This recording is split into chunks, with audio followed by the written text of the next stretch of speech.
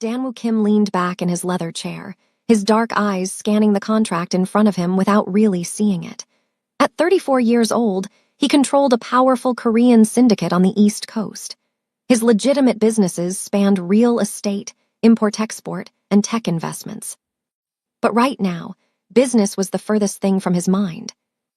Nari Park sat perched on the edge of his desk, her designer heels dangling as she scrolled through her phone.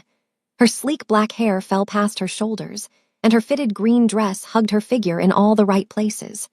She was the daughter of Chairman Park, one of the most influential Korean businessmen in America, and she had been Danwoo's girlfriend for the past 4 months. "The venue in the Hamptons is confirmed for next month," Nari said, not looking up from her screen. "My mother wants to discuss the guest list this weekend. She's already upset that your side barely has 50 names. Danwoo grunted, non-committally. "I don't have 50 people for the engagement party." Nari finally looked up, her perfectly lined eyes narrowing. "This isn't just a party, Danwoo. It's a statement. Our families coming together is the biggest alliance in the Korean-American business community in decades. People need to see that." Before Danwoo could respond, the glass doors of his office swung open without warning. His head of security, Junho, stumbled in behind a woman who had clearly walked right past him. Junho's hand was on his concealed weapon, his face a mask of controlled alarm. "Sir, I tried to stop her, but she..." Danwoo's words died in his throat. The woman standing in the doorway was not someone he ever expected to see again. She was black, with deep brown skin and natural hair pulled back in a practical ponytail. She wore a faded red Target uniform, the kind that spoke of long shifts and aching feet. Dark circles shadowed her eyes, and her frame looked thinner than he remembered. But it was what she carried that made Danwoo's heart stop completely. A car seat, and inside the car seat, wrapped in a soft blue blanket, was a sleeping newborn baby.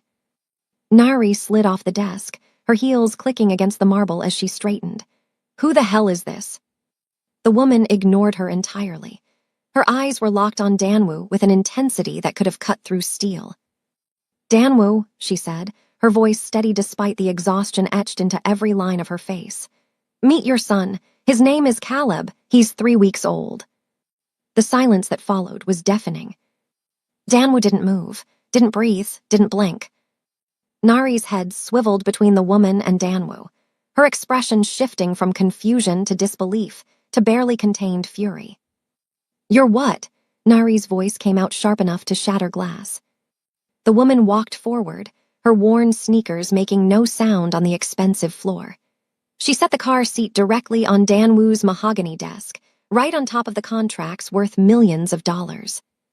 "You ghosted me when I was 2 months pregnant," she continued, her voice never wavering. "You changed your number, you moved offices, you made yourself disappear like I was nothing, like what we had was nothing." Danwoo's mouth opened, but no words came out.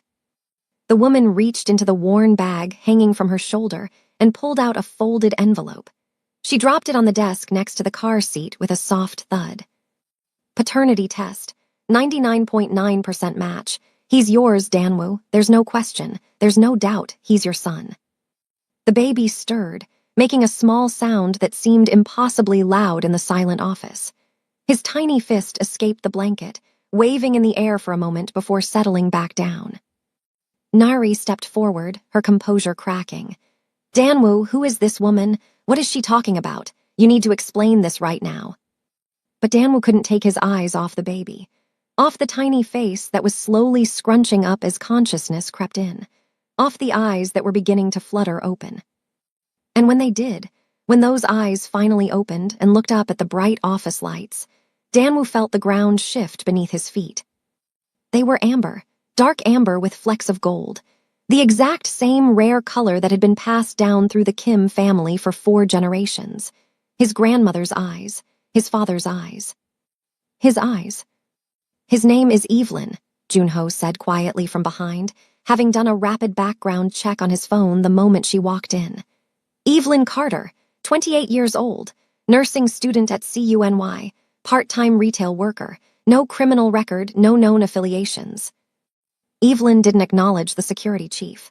Her attention remained fixed on Danwoo. "I'm not here for your money," she said, and there was something in her voice, a weariness, a resignation that made Danwoo's chest tighten. I didn't want to come here at all. I spent 7 months convincing myself I could do this alone, that I didn't need anything from you.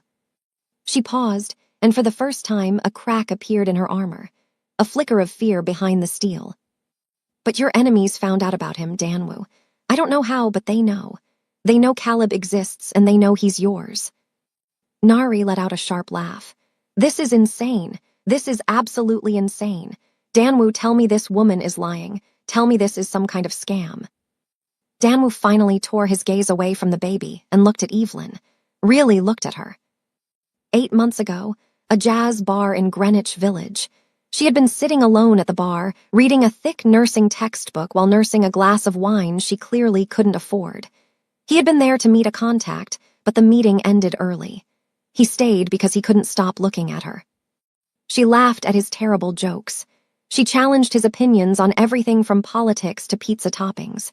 She didn't know who he was, didn't know about the empire, the blood, the darkness. To her, he was just Daniel, a businessman who worked too much and smiled too little. They dated for 3 months. 3 months of dinners in Brooklyn, walks through Central Park, lazy Sunday mornings in her tiny apartment in Jersey City. 3 months of him feeling something he hadn't felt in years. Human. And then his world came crashing in. A rival family discovered he had a weakness. They started following her, taking photos, making plans. So he did what he thought was the noble thing. He disappeared, changed his number, moved his offices, erased himself from her life completely. He told himself he was protecting her. He never knew she was pregnant. I'm not here for me, Evelyn said, her voice pulling him back to the present. I'm here because 3 days ago, 2 men in black suits showed up at my job asking questions about Mr. Kim's baby. My manager fired me on the spot because he didn't want trouble. Yesterday, someone broke into my apartment while I was getting groceries. They didn't take anything. They just left a note on Caleb's crib. She reached into her bag again and pulled out a crumpled piece of paper. She unfolded it and held it up so Danwoo could see the words written in neat, precise handwriting. Cute kid. Danwoo's blood ran cold. They're coming for my son, Evelyn said. Your son, and I don't have the money, the power, or the resources to stop them. So I swallowed my pride, and I came to the only person who can protect him. She turned to leave, and for a moment, Danwoo thought she was going to walk out and leave the baby there. But she stopped at the door and looked back over her shoulder. I don't expect you to be a father. I don't expect you to suddenly care about me or what we had. But I do expect you to protect your own blood, because if you don't, they will take him, and they will use him against you, and then they will kill us both when they're done. She walked out, leaving the baby on his desk. Caleb chose that exact moment to wake up fully and start crying. Nari was talking, yelling, actually, her words blending into a blur of accusations and demands for explanations. Junho was on his phone, barking orders to the security team. The office was erupting into chaos. But Danwoo heard none of it. He was staring at his son, at this tiny human being who carried his blood and his eyes, and he was feeling something he hadn't felt in a very long time. Terror. Now let me ask you something real quick. If you were Nari right now, standing in your boyfriend's office watching his ex walk in with a whole newborn baby, what would you do? Would you stay and fight for the relationship, or would you walk out that door and never look back? Drop your answer in the comments below. And hey, if you're watching this story and you haven't subscribed to the channel yet, go ahead and hit that button right now. Trust me. You're going to want to stick around because this story is about to get so much messier. Like this video too, because the drama is just getting started. The moment the office doors closed behind Evelyn, Nari erupted. You have exactly 30 seconds to explain what just happened, she hissed, her voice low and dangerous. Who is that woman? Why does she have a baby? And why is she claiming it's yours? Danwoo finally moved. He stood slowly, his eyes never leaving the crying infant on his desk. His hand reached out, hesitated, then gently touched the car seat's handle. Her name is Evelyn Carter, he said quietly.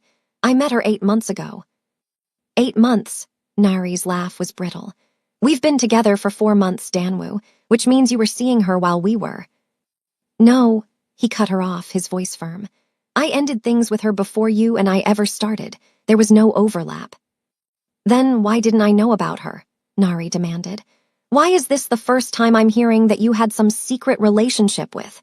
She gestured vaguely toward the door Evelyn had exited through. With her. Danwu finally looked at Nari, and something in his expression made her take a step back. Because I thought it was over. I thought I had protected her by walking away. I didn't know she was pregnant. Caleb's crying intensified. Danwu looked down at the baby, helpless. He had no idea what to do. He had never held an infant in his life. Nari shook her head slowly, processing. This is a disaster. Do you understand what this means? Our engagement, our family's alliance, everything we've been planning. Nari, Danwu's voice cut through her spiral. I need you to leave. Her eyes widened. Excuse me. I need to deal with this. I need to think. And I can't do that with you here demanding explanations I don't have yet. For a long moment, Nari just stared at him. Then something hardened in her expression. She grabbed her designer purse from the desk, careful to avoid the car seat like it was contaminated. My father is going to hear about this, she said coldly. Whatever we had, Danwu, whatever we were building, you just destroyed it. She stormed out, her heels clicking a furious rhythm against the marble. The moment she was gone, Danwu sagged. He braced his hands on the desk and stared at the crying baby. Sir, Junho approached cautiously. What are your orders? Danwu was quiet for a long moment. Then he straightened. Find Evelyn Carter. Don't lose her. And get me everything you have on recent Yoon syndicate movements. If they're the ones who found out about the baby, I need to know how. And the child, sir. Danwu looked at Caleb. The baby's crying had softened to whimpers, his tiny chest heaving with the effort. Get a pediatric nurse up here, someone discreet, someone who knows how to take care of a newborn. As Junho stepped away to make calls, Danwu did something he hadn't done in years. He reached down and carefully, awkwardly, lifted his son out of the car seat. Caleb was so light, so fragile. His tiny body fit in Danwu's large hands like he was made of paper and air. The baby looked up at him with those amber eyes, and stopped crying.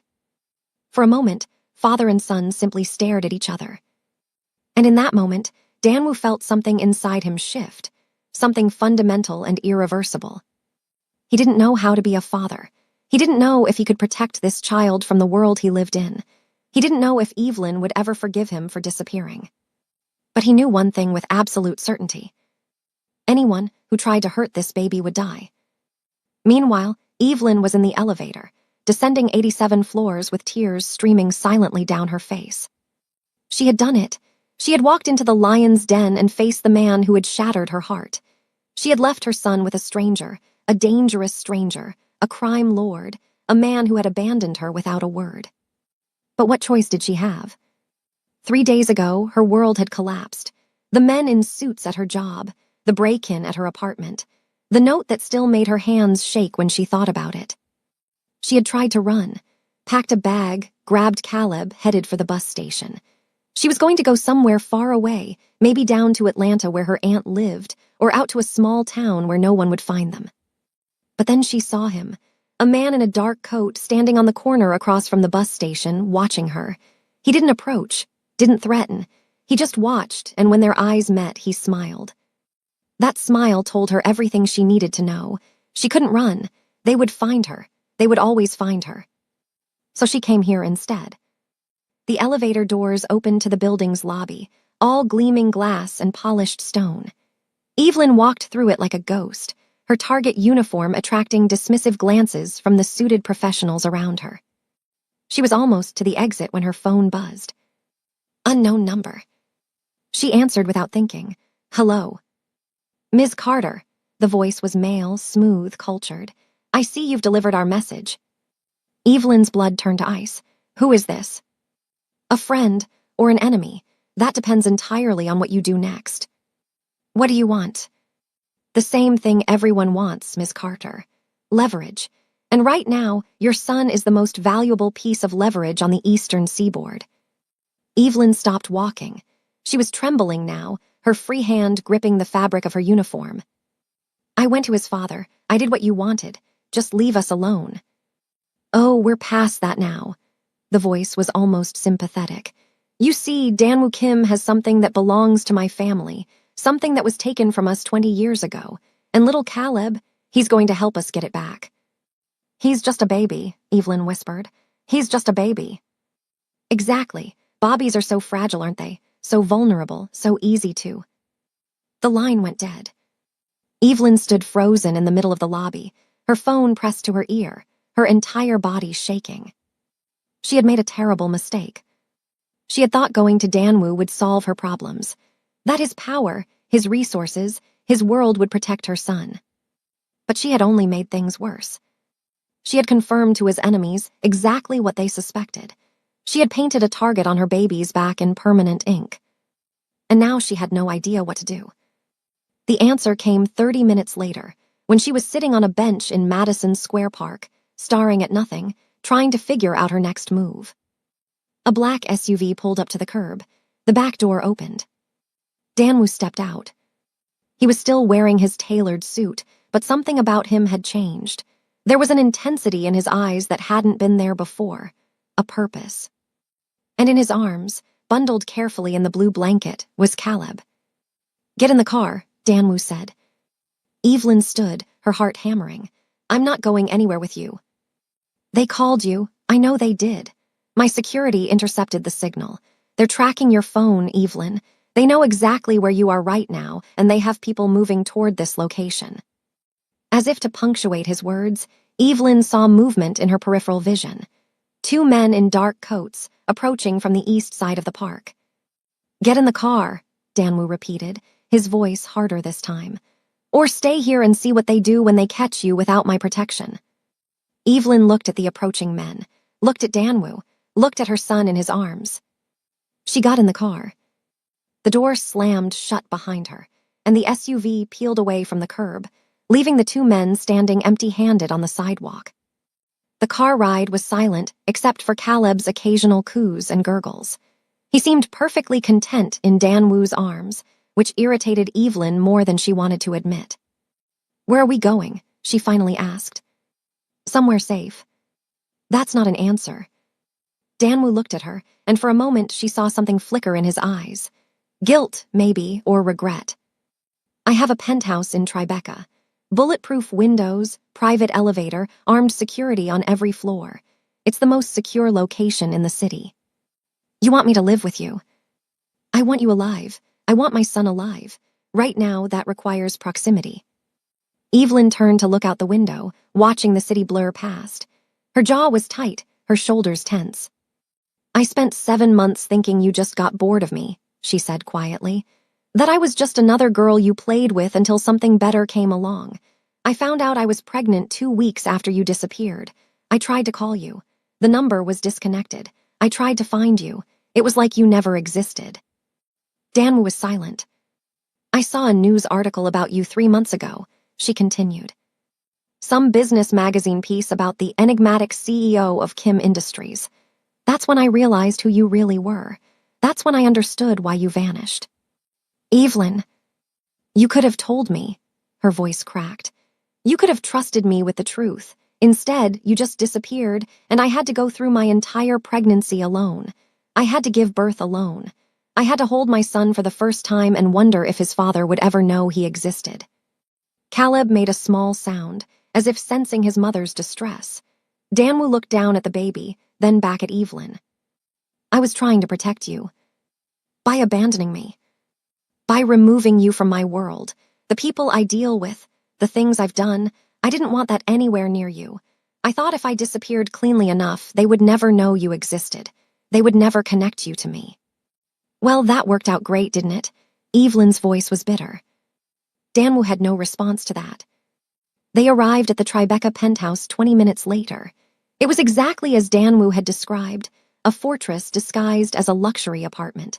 The elevator required biometric scanning to operate. The windows were subtly reinforced. Armed men in casual clothes patrolled the hallways. Evelyn was shown to a guest wing that was larger than her entire apartment in Jersey City. There was a nursery already set up, brand new furniture, unopened packages of diapers and formula, a crib that probably cost more than her car. How, she asked, staring at the perfectly prepared room.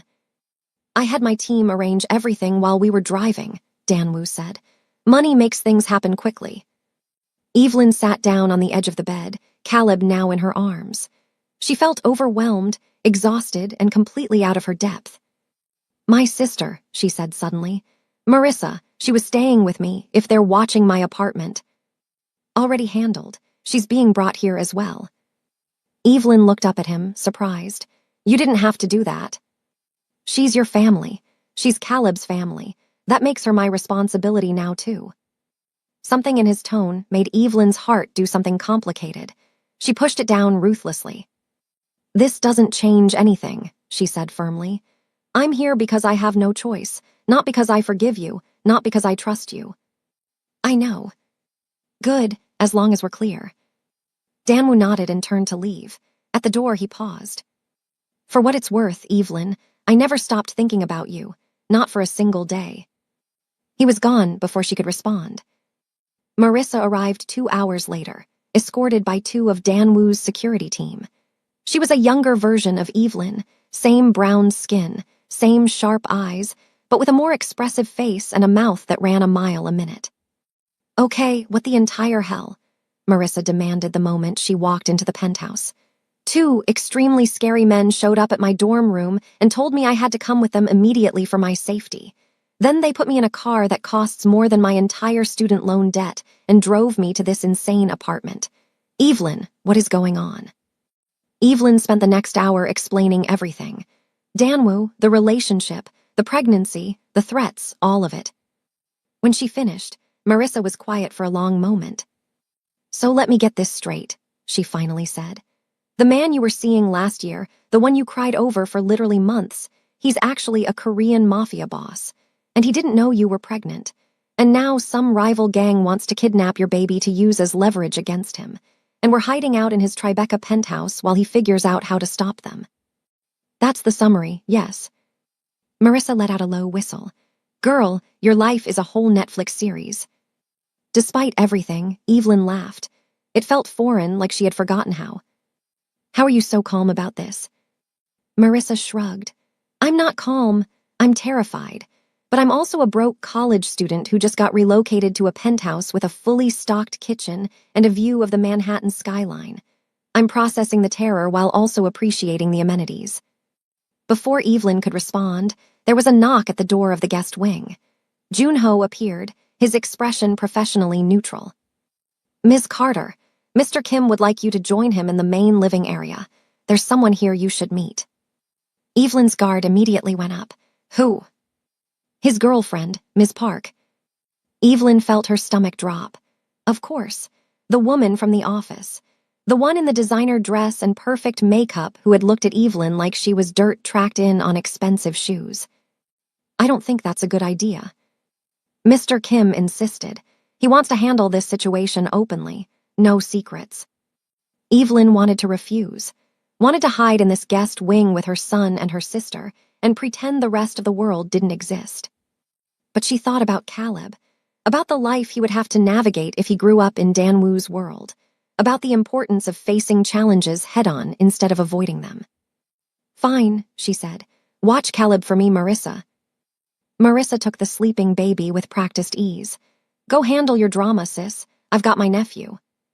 The main living area was a masterpiece of modern design, all clean lines and neutral tones and art that probably cost more than most houses. Nari Park stood by the floor-to-ceiling windows, her silhouette sharp against the city lights. She turned when Evelyn entered, and her expression was pure ice. "So you're staying here," Nari said. It wasn't a question. Evelyn stopped several feet away, keeping distance between them. "I don't have a choice. Someone is trying to kidnap my son." "Your son?" Nari laughed, but there was no humor in it. "Tell me something. When you showed up at his office today with that baby, did you think about the damage you would cause? Did you think about the families involved, the business relationships, the carefully constructed plans that you just blew apart?" "I thought about keeping my child alive." "How convenient. A baby appears out of nowhere, and suddenly you're installed in his home, under his protection with his full attention. Some might call that strategic." Evelyn felt her temper rising. Are you seriously suggesting I got pregnant on purpose as some kind of long-term scheme? I didn't even know who he really was until 3 months ago. So you say. I have evidence, documentation of my pregnancy, hospital records. Everything is time-stamped and verified. I'm not a gold digger, Ms. Park. I'm a nursing student who made the mistake of falling for a man who lied to me about who he was. And now, you expect me to believe you're not here to take him from me. Evelyn actually laughed. The sound surprised them both. Take him? I don't want him. Do you understand that? I wanted Daniel, the man who argued with me about pizza toppings and fell asleep during movies and made me feel like I mattered. That man doesn't exist. He never existed. What's left is a stranger who happens to be the father of my child, and I'm only here because that stranger is the only person powerful enough to protect my son. Nari studied her for a long moment, searching for deception, finding none. You really don't want him back. I want my baby safe. I want to finish my nursing degree. I want to build a life for myself and my son that doesn't involve bulletproof windows and armed guards. That's all I want. You can have him. Something in Nari's expression shifted, not quite believing, but considering. Before either woman could speak again, Danwoo entered the room. He had changed from his suit into more casual clothes, black slacks, and a dark sweater that somehow made him look even more intimidating. Nari, I didn't expect you back so soon. Nari turned to face him, her earlier coldness returning. My father has questions. Our entire alliance is built on stability, Danwoo. An illegitimate child threatens that stability. Caleb is not illegitimate. He's my son, my heir. Nari's eyes widened. Your heir? You can't be serious. I've never been more serious about anything in my life. This will destroy everything we've built. The Park family. We'll adapt or not. I'm not hiding my son. I'm not pretending he doesn't exist. And I'm certainly not abandoning his mother to be killed by the Yoon Syndicate just to make your father comfortable. Evelyn watched this exchange with surprise. She hadn't expected Danwoo to be so definitive, so protective. Nari's composure finally cracked. You're choosing them over me, over us. I'm choosing my son. That's not a choice. That's an obligation, a duty, something I should have fulfilled months ago if I had known. The silence that followed was thick with tension. Finally, Nari straightened, gathering her dignity like armor. I need to think about this, about us, about what I'm willing to accept. Take all the time you need. Nari walked toward the elevator, pausing as she passed Evelyn. Their eyes met. Don't get comfortable, Nari said quietly. Whatever you think is happening here, it's temporary. He'll remember who he is eventually, and when he does, you and your baby will be liabilities he can't afford. She disappeared into the elevator, leaving her words hanging in the air like poison. The first week in the penthouse was an exercise in careful avoidance. Evelyn stayed in her wing with Caleb and Marissa, only venturing out when necessary. Danwoo kept to his office and his meetings, though she noticed he always seemed to appear whenever Caleb was crying. He would stand in the doorway, watching, never quite entering, like he wanted to help but didn't know how. On the 7th night, something changed. Caleb had been fussy all evening, refusing to settle. Evelyn had tried everything, feeding, changing, rocking, singing, but nothing worked. By midnight, she was exhausted, frustrated, and on the verge of tears herself. She was packing the nursery, bouncing Caleb gently and murmuring soothing nonsense, when Danwoo appeared in the doorway. Let me try, he said. Evelyn was too tired to argue. She handed over the crying baby and slumped into the nearby armchair.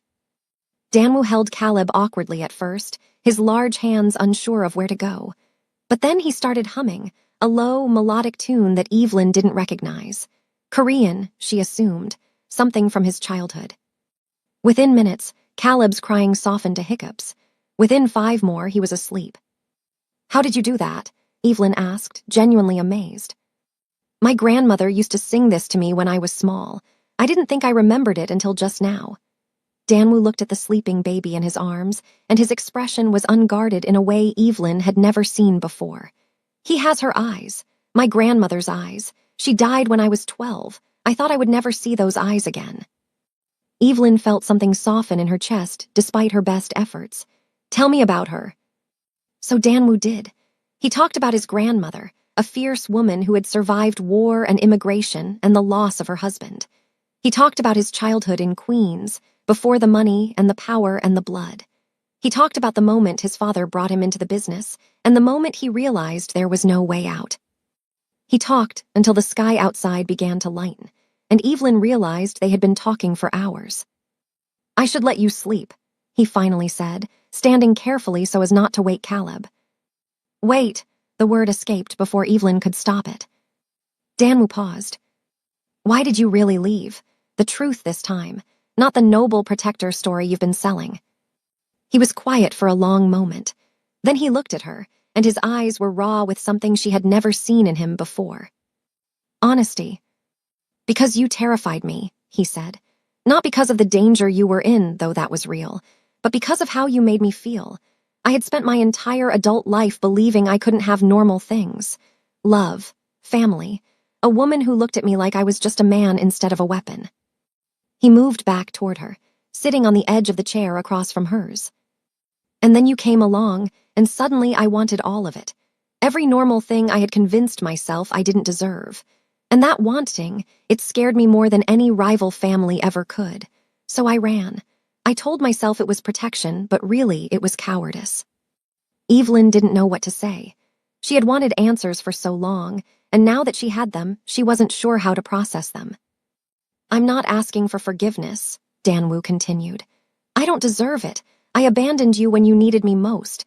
I let you go through pregnancy and childbirth alone. I can never undo that." "No, you can't.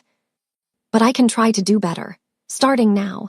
Starting with protecting our son and giving you whatever you need to feel safe and secure. I know that doesn't erase what I did. I know you may never trust me again. But I'm going to try anyway, because that's the only thing I can do." Evelyn studied him for a long moment. This man who controlled empires and armies and billions of dollars, sitting before her with his heart stripped bare. "I can't forgive you yet," she said finally. "I don't know if I ever can, but I can. Try to stop hating you, for Caleb's sake." Something that might have been hope flickered in Danwu's eyes. "That's more than I deserve." "Yes, it is." He almost smiled. "Get some sleep, Evelyn. Tomorrow we need to discuss what comes next. The Yoon Syndicate won't wait forever." He left, taking his warmth and his grandmother's lullaby with him. Evelyn sat in the quiet nursery, watching her son sleep peacefully for the first time in days, and wondered when exactly her heart had started to thaw. The next morning brought chaos. Junho burst into the penthouse during breakfast with news that made everyone's blood run cold. The Yoon Syndicate had made contact. They had sent a formal invitation, if it could be called that, for Danwu to meet with their leader, Vincent Yoon. And they wanted him to bring Evelyn and Caleb. "Absolutely not," Danwu said immediately. "They're not going anywhere near him." "They said it was a condition for any negotiation," Junho reported. "They want to see the heir with their own eyes." "It's a trap." "Almost certainly, but refusing means open war. They have resources, Danwu. Not as many as you, but enough to make things very bloody very quickly." Danwu's jaw tightened. He looked at Evelyn, who was holding Caleb protectively against her chest. "I'll go alone. I'll offer them something else, territory, money, trade routes, something." "They were very specific," Junho said. "The mother and the child or no meeting." The room fell silent as everyone processed the implications. "What do they actually want?" Evelyn asked quietly. "Beyond just leverage, what's the endgame?" Danwu exchanged a look with Junho before answering. "The Yoon family and my family have been enemies for 20 years. It started with my father and Vincent's father. A deal went bad. People died. Vincent's father ended up in prison, where he was killed 6 months later. Vincent has been building toward revenge ever since." "And Caleb fits into that how?" "I have no sons, no heirs. My bloodline ends with me, or it did until you showed up with Caleb. Vincent sees an opportunity. If he controls my heir, he controls my legacy. And if he can raise Caleb as his own..." Danwu didn't finish the sentence. He didn't have to. Evelyn felt sick. "He wants to take my baby and raise him as a Yoon." "It's one possibility. There are others, none of them good." "So what do we do?" Danwu was quiet for a long moment. Then he straightened, and Evelyn saw the crime lord emerge. the cold, calculating strategist who had built an empire from blood and will. We prepare for war, but first we need more information. Junho, I want surveillance on every known Yoon associate in the city. I want to know their movements, their contacts, their weaknesses. Already in progress. Good, I'm also calling in reinforcements. Old alliances, outstanding debts.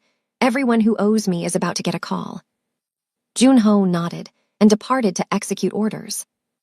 Danwoo turned to Evelyn. I need you to stay in the penthouse. Don't leave for any reason. If you need anything, my team will get it for you. I understand. And Evelyn, he hesitated. Whatever happens, I won't let them touch Caleb. I swear it on my grandmother's grave. She believed him. That was the terrifying part. She actually believed him. 3 days later, they got the information they needed. One of Danwoo's informants inside the Yoon organization revealed the full scope of Vincent's plan. It wasn't just about taking Caleb, it was about destroying Danwoo entirely. Vincent had made an alliance with Chairman Park, Nari's father, the same man whose daughter Danwoo had been planning to marry. It makes sense, Junho explained during the briefing. Chairman Park has been trying to legitimize his businesses for years. Danwoo was useful for that, a powerful ally who could protect his interests. But an illegitimate child with an outsider, a scandal, that threatens everything Chairman Park has built. So he went to Vincent, Danwoo said flatly. They've been negotiating for weeks, apparently. Chairman Park provides financial backing and legitimate business fronts. Vincent provides the muscle and the operational control. Together, they plan to take over your territory and split it between them. And Caleb. Junho hesitated. Vincent still wants the child. Chairman Park doesn't care what happens to him as long as the scandal is contained. The implication hung in the air like poison. Evelyn spoke up from the corner where she had been listening. They want to kill my son. They want options, Junho clarified carefully. Control if possible, elimination if necessary. Danwoo's hands curled into fists. The room temperature seemed to drop several degrees. Does Nari know about her father's involvement? Unclear. She's been in Los Angeles for the past week, visiting family. She may be completely in the dark. Or she may have been the one who told him where to find Evelyn in the first place. Evelyn felt her blood turn to ice. She thought about her conversation with Nari, the way the woman had looked at her, the veiled threats. What do we do now? She asked. Danwoo turned to face her, and his expression was terrifying in its calm. Now we stop playing defense. Now we go on the attack. The next phase began with information warfare. Danwoo's people spent days compiling evidence, financial records, communication intercepts, photographs of secret meetings. They built a case that would be devastating if released. Not criminal prosecution, necessarily, but complete social and business destruction. But gathering information was a two-way street. One evening, Evelyn received an unexpected delivery. A small package left at the building's reception desk, addressed to her by name. Inside was a burner phone and a handwritten note. He's lying to you. Ask HIM about the fire in Newark.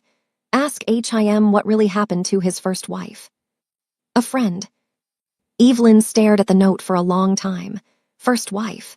She didn't know Danwoo had been married before.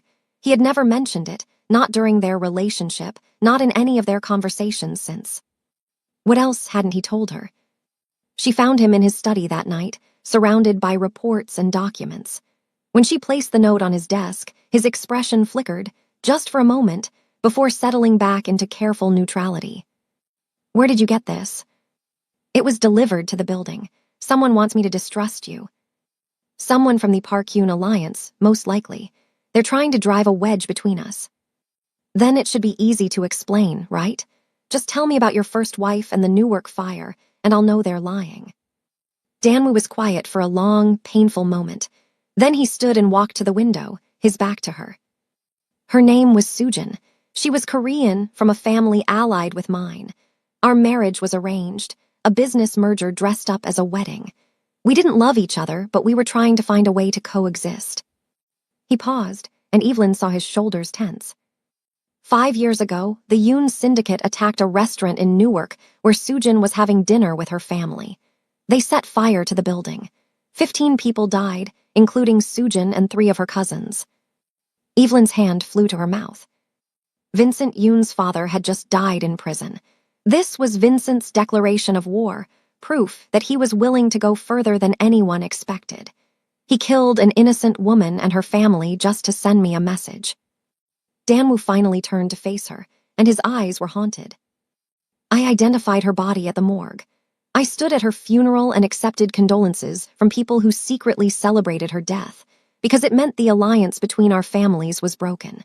And I swore that day that I would never let anyone I cared about become a target again. Understanding dawned on Evelyn. That's why you left me. I convinced myself that loving you was the same as killing you. That if I got too close, Vincent would find out and use you against me, just like he used Soojin. But he found out anyway. Because I underestimated him. Because I thought disappearing would be enough. I was wrong, and now you and Caleb are paying for my mistake. Evelyn didn't know what to say. This was so much bigger than she had realized. So much more dangerous. She thought about her tiny apartment in Jersey City, her nursing textbooks, her simple dreams of a stable career and a happy family. How naive she had been. The person who sent this note, she said slowly, they wanted me to think you were hiding something sinister, that you were responsible for the fire somehow. It's a common tactic. Mix truth with implication. Let the target's imagination do the rest. But instead, I understand you better now. She hesitated. I understand why you made the choices you made. That doesn't mean I forgive you. I know. But it means I'm not as angry as I was before. You weren't just running from me. You were running from a ghost. Danwoo's expression cracked just slightly. Soojin didn't deserve what happened to her. She was kind, gentle, completely unsuited for this world, and I couldn't protect her. That wasn't your fault. It was my world that killed her. That makes it my fault. Evelyn crossed the room until she was standing in front of him, close enough to see the pain he usually kept hidden, close enough to see the man behind the monster. You can't carry that guilt forever, she said quietly, and you can't let it stop you from protecting the people you care about now. Caleb needs a father who's present, not one who's so afraid of loss that he keeps everyone at arm's length. Danwoo looked at her with something raw in his eyes. How are you so strong? After everything I put you through, how are you not more broken? Who says I'm not broken? Evelyn's voice was soft. I cry myself to sleep most nights. I have nightmares about men taking Caleb away. I don't know who I am anymore or what my life is supposed to look like. But I get up every morning because my son needs me. I keep going because the alternative is giving up, and I refuse to give up. You're extraordinary, Danwoo said, and the words sounded like a revelation. I'm a mother, that's all. That's everything. They stood there in the quiet of his study, 2 damaged people carrying impossible burdens, and something shifted between them. Not forgiveness, not yet, but understanding, connection. A foundation they might someday build on. The attack came 3 nights later. It was past midnight.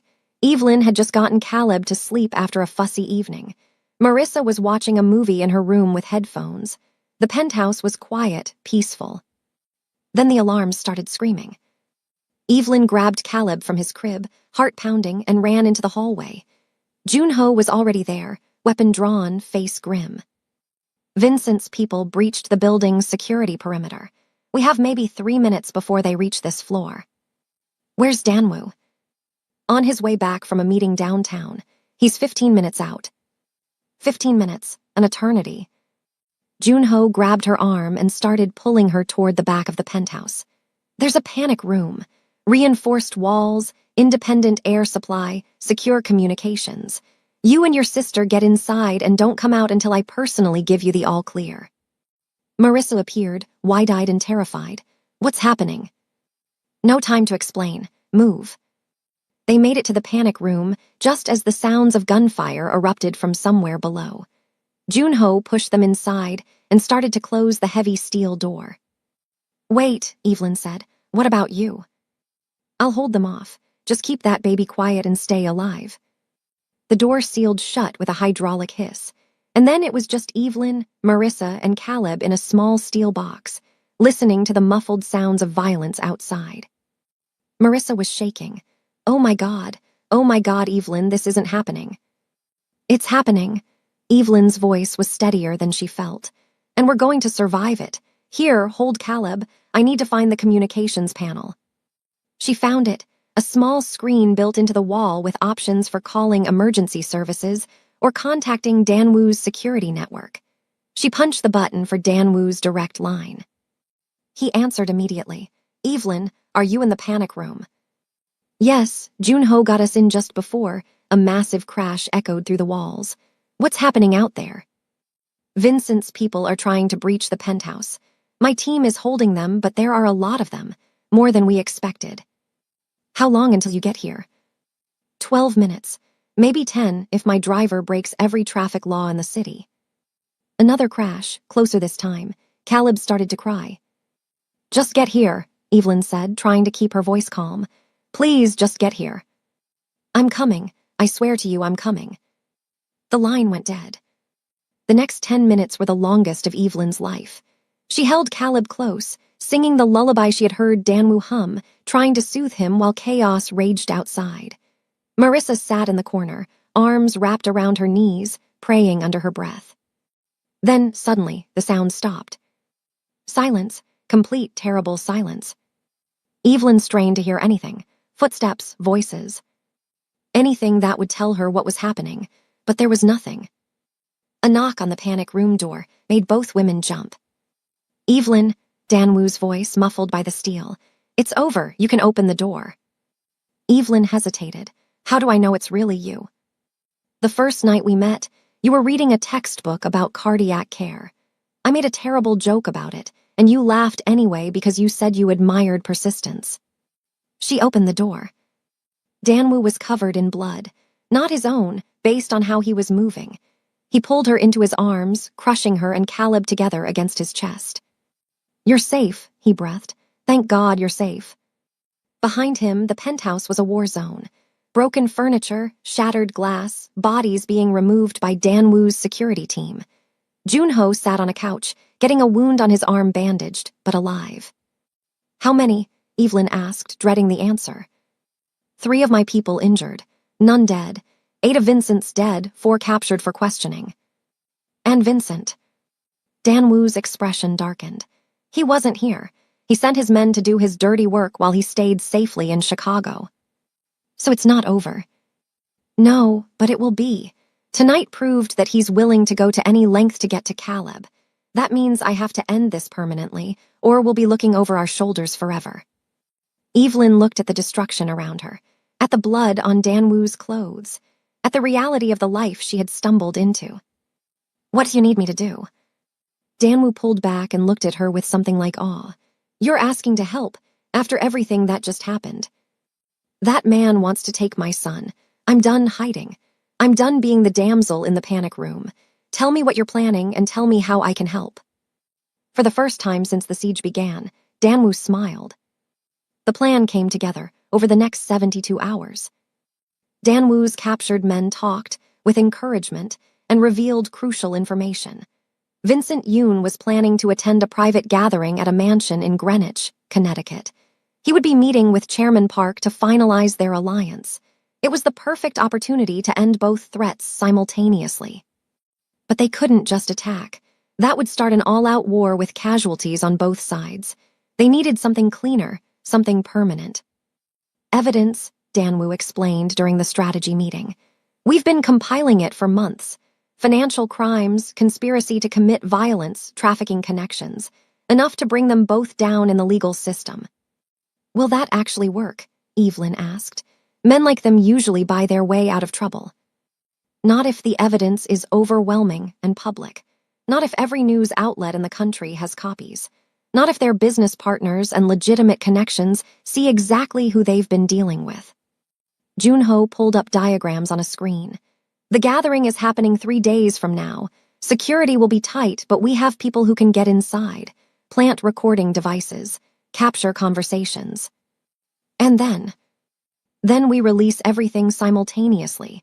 Federal authorities, media outlets, social media, their empires collapse overnight. Their partners flee. Their protection evaporates. Evelyn studied the plans. What's my role? You don't have one, Danwu said immediately. This is too dangerous. You need someone who can move through spaces your people can't. Someone who isn't known to Vincent or Chairman Park. Someone they won't suspect. Absolutely not. I'm not asking for permission. I'm asking for the right training and information to be effective. Danwu's jaw tightened. If something happens to you. Then Caleb still has his father. But if we don't end this now, he grows up looking over his shoulder forever. I won't accept that life for him. They stared at each other, will against will. Junho cleared his throat.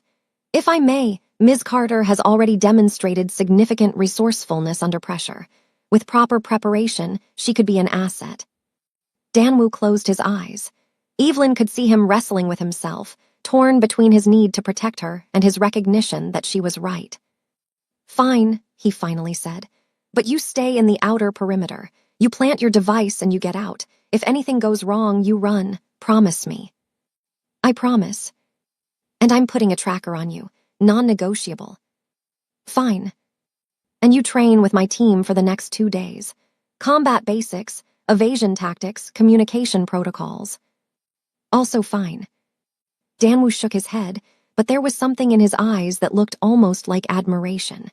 You're the most stubborn person I've ever met. Takes one to know one. The night of the operation arrived with brutal efficiency. The mansion in Greenwich was exactly as ridiculous as Evelyn expected. Enormous, opulent, filled with wealthy criminals pretending to be legitimate businessmen. Danwu's team infiltrated as catering staff, blending seamlessly into the background. Evelyn wore a server's uniform, hair pulled back, face carefully neutral. She carried a tray of champagne flutes through the marble hallways, invisible in the way all service workers are invisible to the wealthy. Her target was the study on the second floor, a private room where Chairman Park and Vincent Yoon would meet to finalize their plans. The device she needed to plant was tiny, concealed in a coin that she could slip between cushions or behind books. She made it to the second floor without incident. The study door was unguarded. Everyone was focused on the main gathering downstairs. She slipped inside, heart pounding, and scanned the room for the perfect hiding spot. A bookshelf, classic, unobtrusive. She wedged the coin between 2 leather-bound volumes and turned to leave. Chairman Park was standing in the doorway. You're not one of my regular staff, he said, his voice smooth and dangerous. Evelyn's training kicked in. Stay calm, play the role. I'm with the catering company, sir, just looking for the restroom. The restroom isn't on this floor. He stepped into the room, closing the door behind him. And catering staff don't carry weapons. Evelyn's blood ran cold. She hadn't thought he could see the small pistol concealed at her ankle. I don't know what you... Don't, his voice hardened. I know who you are, Miss Carter. I've seen your photograph. You're the woman with Danwu's bastard child. Evelyn straightened, abandoning the pretense. And you're the man who's been trying to kidnap my son. Business is business, nothing personal. He pulled out his phone. Vincent will be very pleased to hear you've delivered yourself directly to us. It saves him the trouble of extraction. Evelyn's mind raced. She was trapped. The door was blocked. She had maybe 30 seconds before more of his people arrived. Then the lights went out. The entire mansion plunged into darkness as Danwu's team cut the power. Evelyn didn't hesitate. She dropped to the floor and rolled toward where she knew a window was located. Chairman Park cursed, fumbling in the darkness. Emergency lights flickered on, dim red, just as Evelyn reached the window. She could see the grounds below, too far to jump, but there was a trellis covered in ivy. She smashed the window with her elbow, painful but effective, and climbed out onto the trellis just as Chairman Park's reinforcements burst into the study. The escape from the mansion was a blur of adrenaline and terror. Evelyn climbed down the trellis, scratching her arms on rose thorns, and hit the ground running. Danwu's team had secured vehicles at the property's edge, and she made it to one just as gunfire erupted from the mansion. Did you plant it? Junho demanded as he threw the car into drive. Yes, but Chairman Park saw me. He knows I was there. Junho's expression flickered with concern, but he kept driving. The recordings will still work. His knowledge doesn't change that. Behind them, the mansion was in chaos. Danwoo's team had done their job, multiple devices planted throughout the property, capturing every conversation, every plan, every confession. When the recordings went public 12 hours later, the destruction was complete.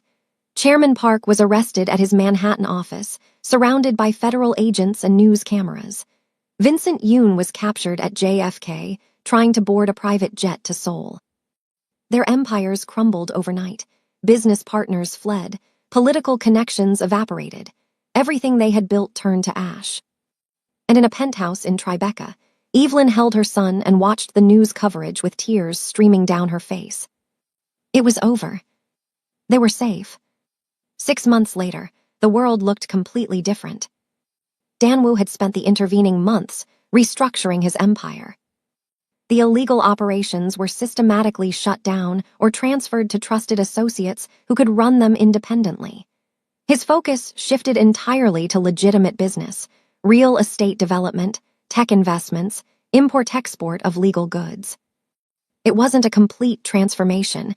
He was still a powerful man with powerful connections, but he was no longer the creature of violence he had been. He was becoming something new, something better for his son. Evelyn finished her nursing degree. She graduated with honors, Danwoo and Marissa cheering from the audience while Junho held Caleb in the back row. She had job offers from 3 different hospitals, and she chose the one that would give her the best work-life balance. She also moved out of the Tribeca penthouse. Not because she was running, but because she needed to prove, to herself and to Danwoo, that she could stand on her own feet. She found a beautiful brownstone in Park Slope, Brooklyn, in one of the most desirable neighborhoods in the city. It had a small backyard and a nursery with big windows and a kitchen where she could actually cook. Danwoo helped her move in, though he didn't say much. She could see the conflict in his eyes, the desire to keep her close warring with his respect for her independence. "I'm not disappearing," she told him, reading his expression. "I'm just building my own life. There's a difference." "I know, it's just harder than I expected, not having you nearby." "You're welcome here anytime. Caleb needs his father." "And his mother. Does she need anything?" Evelyn paused, considering the question carefully. "She needs time. She needs trust to be rebuilt. She needs to see that the man who broke her heart has actually changed." "How do I prove that?" "By showing up, every day, consistently. Not because you're afraid of losing me, but because you want to be present." Danwoo nodded slowly. "I can do that." "Then do it, and we'll see what happens." The months that followed were a slow dance of rebuilding. Danwoo came to the brownstone every evening he wasn't traveling for business. He learned to change diapers without gagging. He mastered the art of bottle preparation. He spent hours on the floor with Caleb, playing with blocks and stuffed animals, speaking to his son in a mixture of English and Korean. He also learned to be present for Evelyn in ways that didn't involve grand gestures or dangerous rescues. He brought her coffee when she was studying. He listened when she talked about her patients and her frustrations. He learned the small, ordinary rhythms of domestic life. And slowly, carefully, Evelyn's walls began to come down. It wasn't forgiveness, exactly. The wounds he had inflicted were too deep for that kind of clean resolution, but it was something adjacent to forgiveness, acceptance, perhaps, understanding, a willingness to move forward instead of remaining trapped in the past. One evening, about 10 months after the siege, Danwoo arrived at the brownstone to find Evelyn waiting on the front steps. Caleb was with Marissa inside, and the evening air was warm with a last breath of summer. "Walk with me," Evelyn asked. They walked through the tree-lined streets of Park Slope, past brownstones and coffee shops and young families enjoying the evening. They didn't speak for several blocks, simply existing in each other's presence. Finally, Evelyn stopped beneath a streetlight. She turned to face Danwoo. "I need to say something, and I need you to just listen." "Okay." "When you left me last year, you broke something in me that I didn't know could break. I was pregnant, alone, terrified, and the man I loved had vanished like I never mattered. I spent months crying myself to sleep, wondering what I had done wrong, why I wasn't enough to make you stay." Dan Wu's expression was pained, but he stayed silent as she had asked. And then everything happened. The threats, the running, the siege. I watched you stand in front of bullets for our son. I watched you tear apart your own empire to keep us safe. I watched you become someone I didn't know you could be. She reached out and took his hand. I'm not saying I forgive you. I'm not sure forgiveness is even the right word for what happened between us. But I'm saying that I see who you are now. I see the father you've become. I see the man who shows up every day, not because he has to, but because he wants to. Dan Wu's hand tightened around hers. I'm saying that I'm willing to try, really try. Not just coexisting as Caleb's parents, but building something real. Something that might look like love if we give it enough time. Evelyn, I know it won't be easy. I know there's still pain and trust issues and a million reasons why this is complicated. But I also know that I've never felt about anyone the way I felt about you, even when I was furious and heartbroken. And I think I owe it to myself, and to us, to see if that feeling can grow into something lasting. Danwu was quiet for a long moment. Then he stepped closer, cradling her face in his hands. I have loved you since the night we met, he said softly. I loved you when I was too afraid to admit it. I loved you when I convinced myself I had to leave. I loved you every day of those 7 months when I thought I would never see you again. Tears were forming in Evelyn's eyes. I don't deserve your second chance, I know that. But if you're willing to give me one, I will spend every day earning it. I will show up, every single time, no matter what. I will be the father Caleb deserves and the man you need. I will spend the rest of my life making up for the pain I caused you. That's a lot of promises. I've never meant anything more. Evelyn laughed through her tears, a watery, hopeful sound. Then I guess we're doing this. Danwu kissed her, softly at first, tentative, asking permission. Then deeper as she responded, pulling him closer, letting go of the last of her resistance. When they finally broke apart, both breathing hard, the streetlight above them flickered like it was blessing the moment. Should we tell Caleb he's officially getting a 2-parent household? Danwu asked. He's 10 months old. He doesn't care about anything except his stuffed elephant and making a mess with his baby food. Fair point. They walked back to the brownstone hand in hand, the evening settling around them like a promise. 1 year later. The backyard of the brownstone was filled with the sounds of laughter and life. Caleb, now almost 2 years old, toddled across the grass chasing bubbles that Marissa was blowing for him.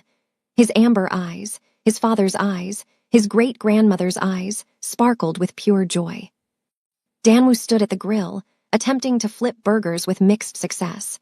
He had come a long way from the man who didn't know how to hold a baby, but cooking was still a work in progress. Junho sat at the patio table, looking almost relaxed for once. He was technically off duty, though Evelyn suspected he never fully stopped working.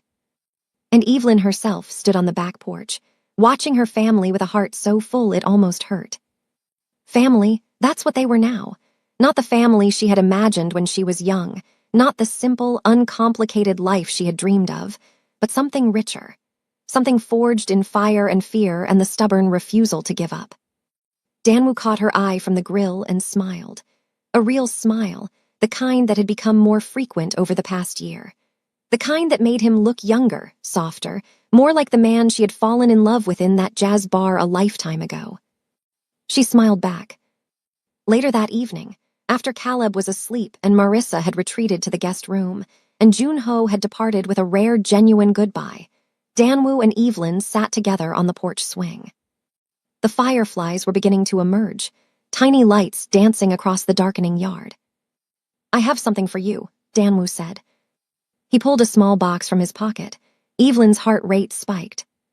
It's not what you think, he added quickly. Not yet. I know you're not ready for that, and I'm not going to rush you. He opened the box.